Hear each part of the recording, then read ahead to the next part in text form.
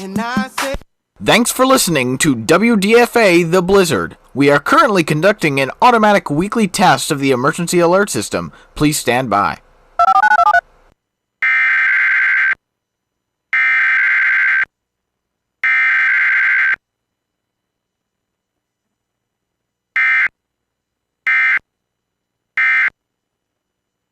The preceding set of tones were an automated weekly test of the emergency alert system on WDFA. This test is conducted every Saturday at 12 p.m. in coordination with the Olive Branch Weekly Siren Test. WDFA serves the Memphis metropolitan area, as well as the entire United States via IPAWS Common Alert Protocol and other portions of the United States via the Internet Alert Relay Network. This concludes this test of the emergency alert system. We now return to regular programming.